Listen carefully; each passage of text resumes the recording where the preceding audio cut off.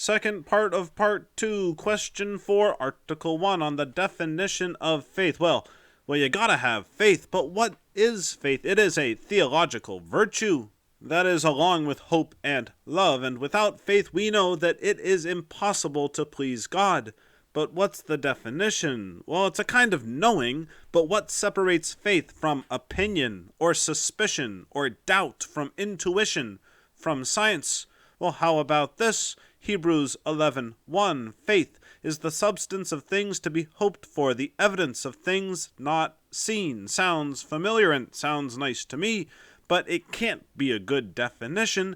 I mean, we already said that faith is a virtue. A virtue is a habit of the soul, so it's not a substance, a union of form and matter. Also, that definition confuses faith with hope, doesn't it? I mean, I believe in the creed, I hope for heaven, presumption is a sin, and shouldn't faith lead us to love, to charity, not to hope? Also, faith is evidence. What does that mean? It's the exact opposite. The more evidence you have, the less faith you need, right?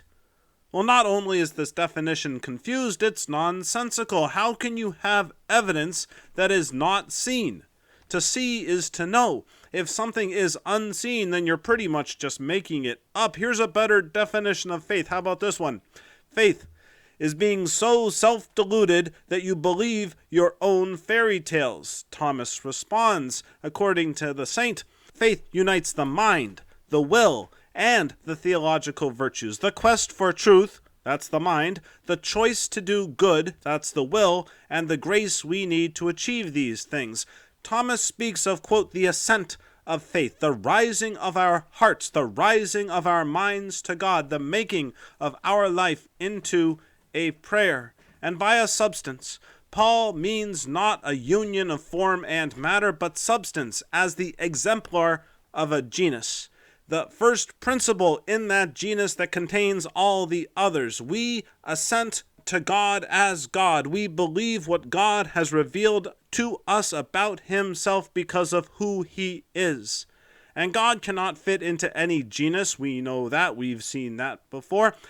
God cannot be an object for our analysis, yet faith needs an object. So that's why we say that the object of faith is the things hoped for, the direction towards God, rising towards God. That's where we turn to in order to approach him with prayer and with love and with our longings. And evidence, not as something we can piece together out of our own, but evidence meaning something that points towards something else. You are walking in the snow and you see footprints. Look, there's another person on this path.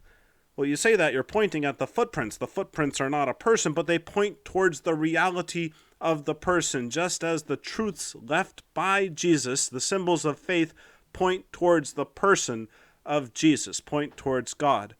As such, faith involves evidence as opposed to opinion or suspicion or doubt. Those things are blind. But it also involves evidence of the unseen, and that separates it from intuition or from scientific knowledge, which is complete human knowledge. If God could fit into our puny little brains, then he would not be God. So is Hebrews 11:1 a fitting description of faith, the substance of things hoped for, evidence of things not seen? Yes.